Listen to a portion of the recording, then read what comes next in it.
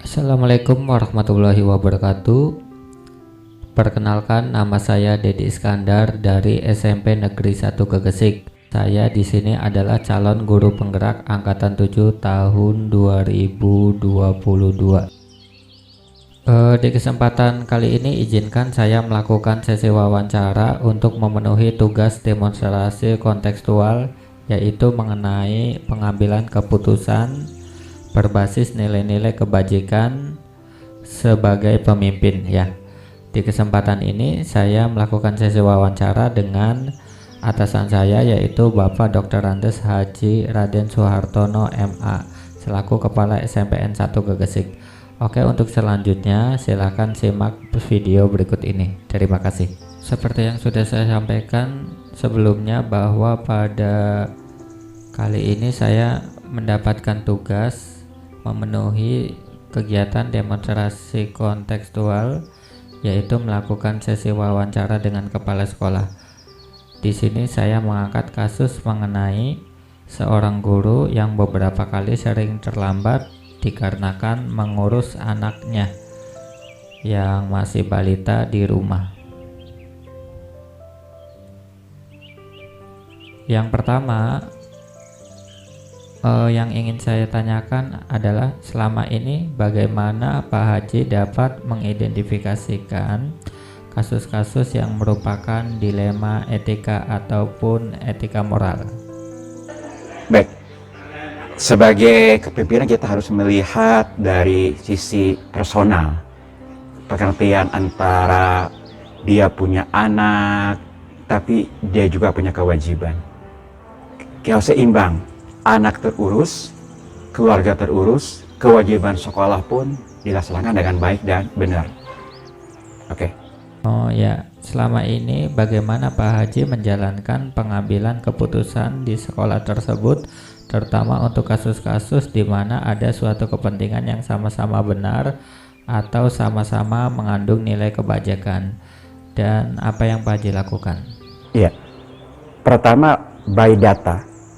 Kita punya absensi yang original, yang real-time seperti absensi wajah. Kemudian kita punya kendali tugas-tugas yang masuk, sehingga kita lihat dari sana apa yang terjadi.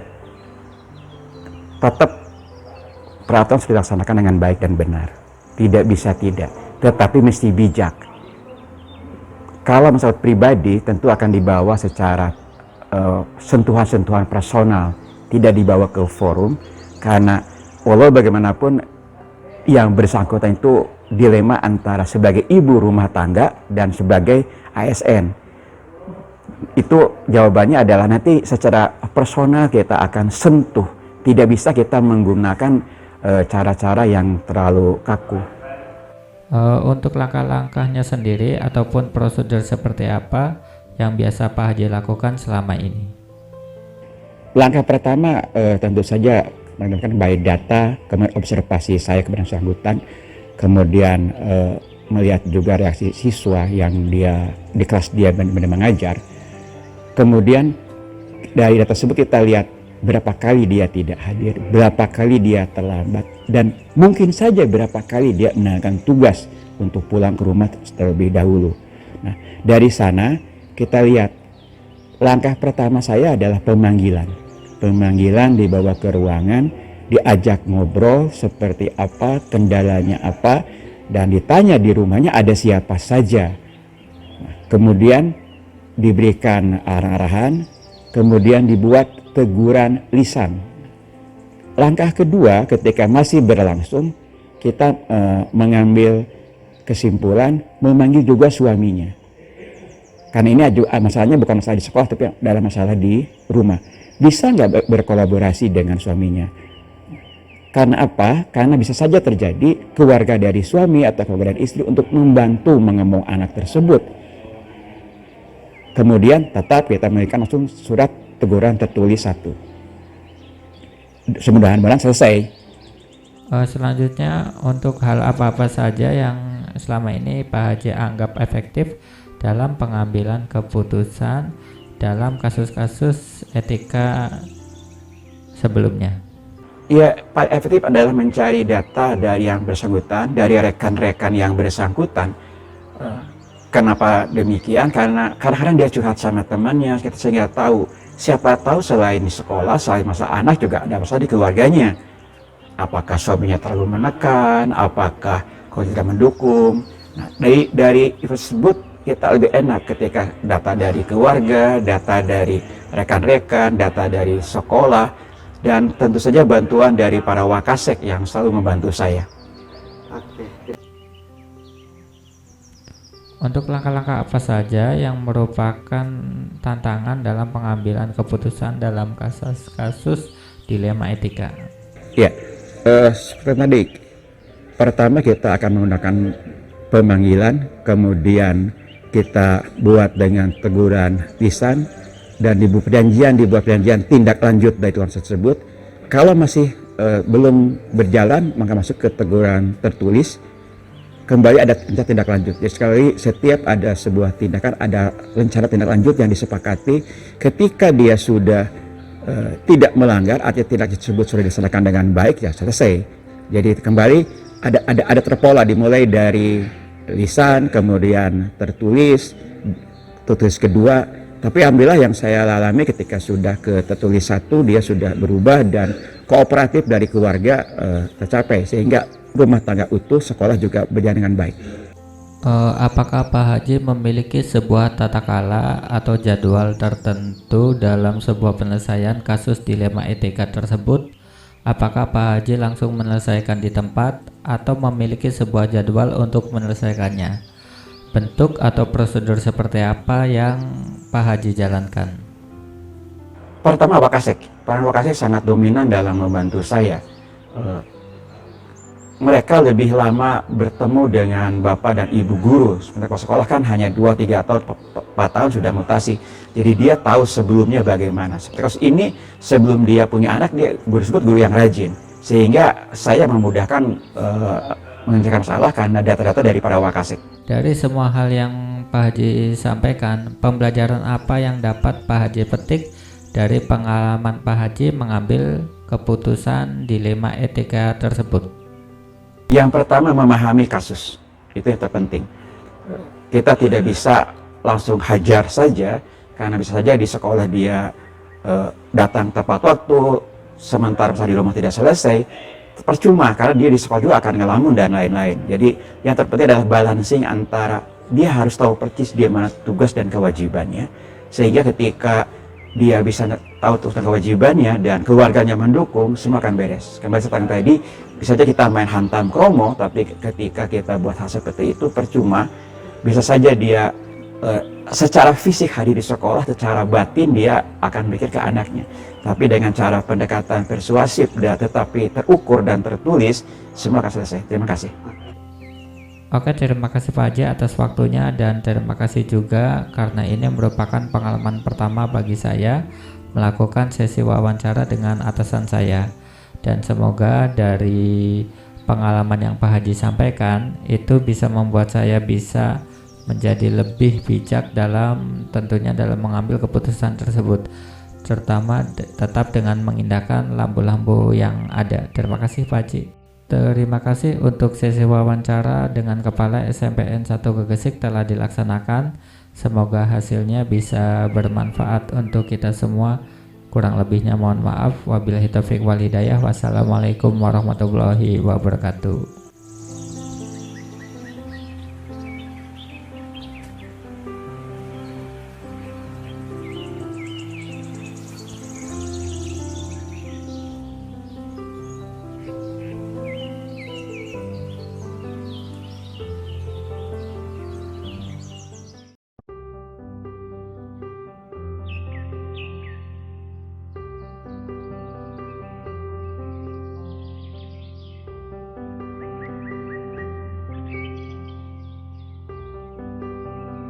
Assalamualaikum warahmatullahi wabarakatuh.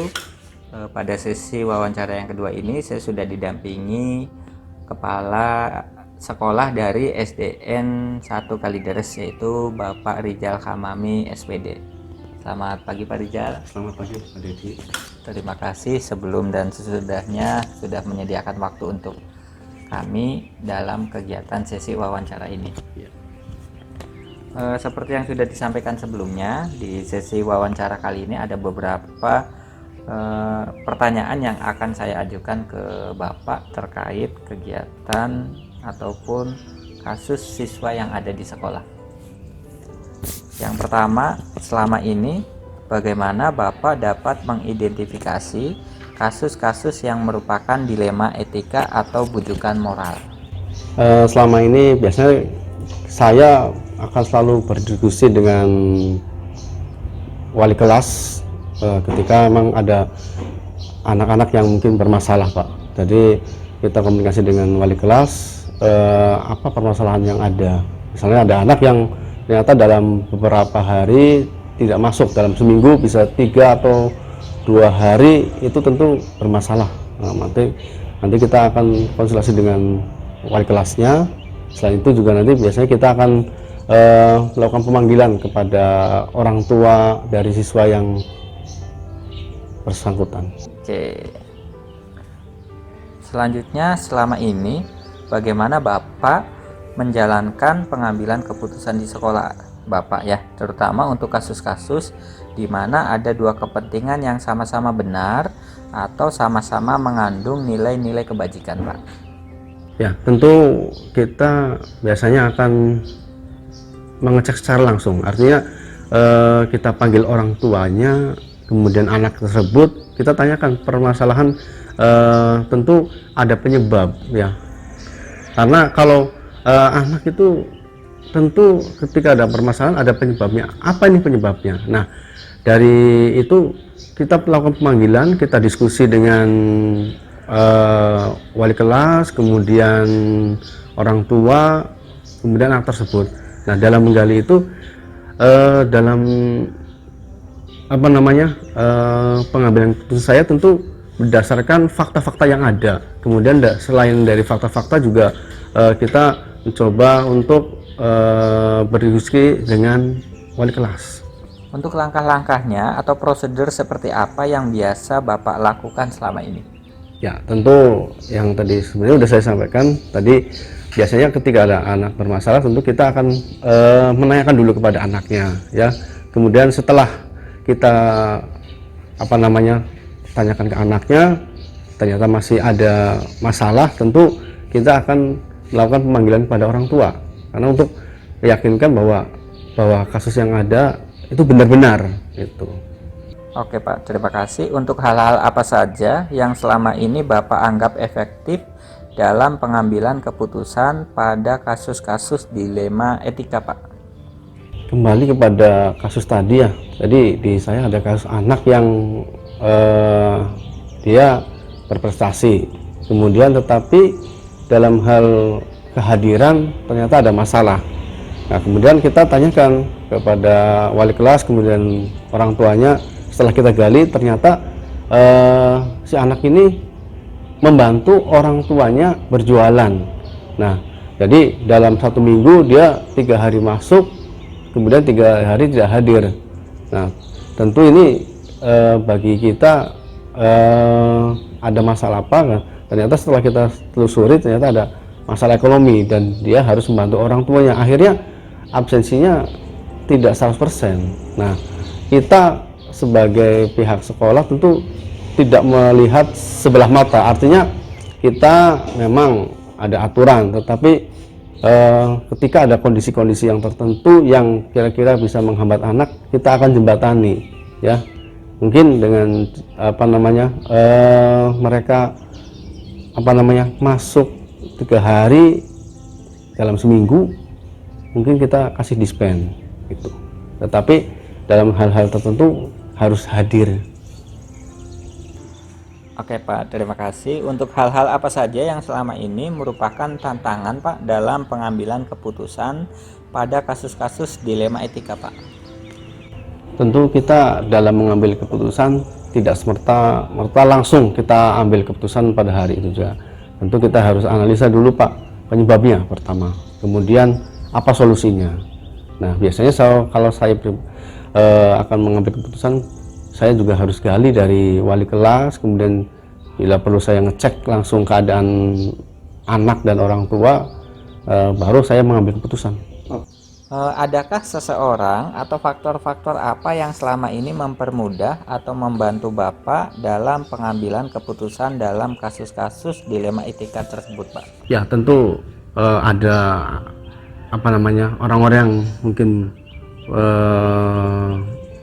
membantu saya, diantaranya adalah wali kelas, kemudian guru BK, karena dari itulah kita ambil keputusan berdasarkan dari analisa dan fakta di lapangan.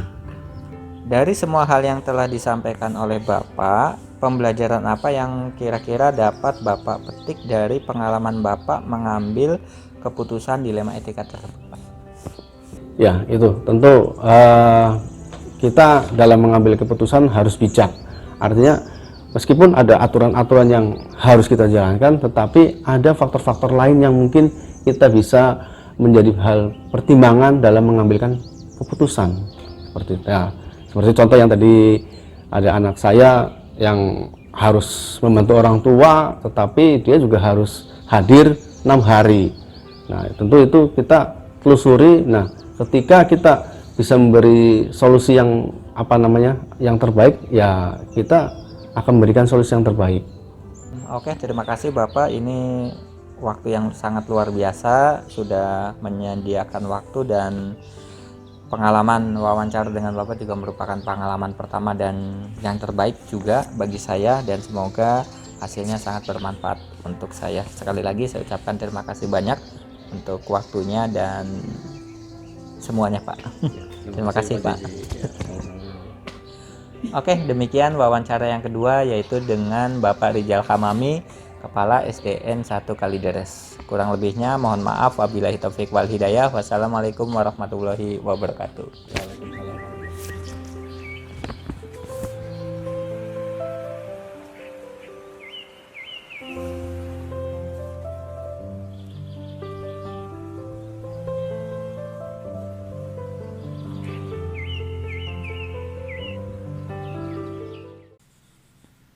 Oke, berikut adalah hasil refleksi yang bisa saya simpulkan dari kedua wawancara yang saya lakukan. Yang pertama, hal menarik apa yang muncul dari wawancara tersebut? Pertanyaan-pertanyaan mengganjal apa yang masih ada dari hasil wawancara bila dibandingkan dengan hal-hal yang Anda pelajari, seperti 4 paradigma, 3 prinsip, dan 9 langkah pengujian. Apa yang Anda dapatkan, ya? Yang pertama tentunya mengenai 4 paradigma dilema etika, ya, yaitu ada paradigma individu lawan masyarakat, paradigma rasa keadilan lawan rasa kasihan, paradigma kebenaran lawan kesetiaan, dan paradigma jangka pendek dan lawan jangka panjang. Dari 2 sesi wawancara yang saya lakukan, dari 4 paradigma dilema ini, lebih banyak yang kita gunakan adalah paradigma individu, maksudnya adalah paradigma rasa keadilan lawan rasa kasihan. Itu yang digunakan atau yang saya simpulkan dari kedua wawancara tersebut. Kemudian dari 3 prinsip pengambilan keputusan, yang pertama adalah prinsip berpikir berbasis hasil akhir, berpikir berbasis peraturan, dan berpikir berbasis rasa peduli. Nah, pada sesi wawancara kali ini lebih banyak kepala sekolah itu adalah mengambil mengenai berpikir berbasis rasa peduli. Kemudian yang ketiga yaitu mengenai 9 langkah pengambilan dan pengujian keputusan. Di antaranya nilai yang saling bertentangan, menentukan siapa saja yang terlibat, mengumpulkan fakta-fakta yang relevan, pengujian benar dan salah. Di antaranya ada uji legal, ada uji regulasi, ada uji intuisi, ada uji publikasi, dan uji panutan. Kemudian pengujian paradigma benar lawan benar, melakukan prinsip resolusi, investigasi opsi trilema, membuat keputusan dan tinjau lagi keputusan dan refleksikan, ya. Dari 9 langkah ini tentunya ada beberapa poin yang memang ada pada saat sesi wawancara tersebut. Kemudian untuk hasilnya ya dari wawancara antara 2-3 pemimpin yang Anda wawancarai, adakah sebuah persamaan atau perbedaan, apa yang menonjol dan mengapa, dan apa yang membedakannya? Semuanya hampir sama, yaitu dari 2 kepala sekolah itu lebih banyak mengutamakan kepentingan murid dan kepentingan bersama. Artinya segala sesuatu masalah itu masih bisa diselesaikan dengan baik ya, tanpa harus mengorbankan salah satunya. Kemudian rencana ke depan dari para pimpinan itu untuk menjalani pengambilan keputusan yang mengandung unsur dilema etika, bagaimana mereka bisa mengukur efektivitas pengambilan keputusan mereka. Dari yang saya lakukan, ada beberapa poin yang diambil. Yang pertama adalah melakukannya itu adalah untuk demi kebaikan orang banyak. Yang kedua, menjunjung tinggi prinsip-prinsip atau nilai-nilai dalam diri kita. Dan yang ketiga adalah melakukan apa yang Anda harapkan orang lain akan lakukan kepada diri kita. Jadi tolak ukurnya adalah kepada diri kita sendiri, seperti itu. Bagaimana Anda akan menerapkan pengambilan keputusan dilema etika pada lingkungan Anda, pada murid Anda, dan pada kolega guru yang Anda yang lain? Kapan Anda akan menerapkannya? Tentunya kalau itu baik, kenapa kita bisa atau mulai belajar menerapkan dari sekarang? Tidak ada yang tidak mungkin dan tidak ada yang terlambat untuk dimulai ya, seperti itu.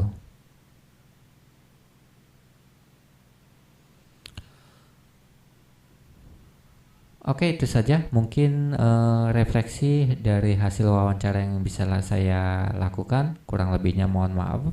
Assalamualaikum warahmatullahi wabarakatuh.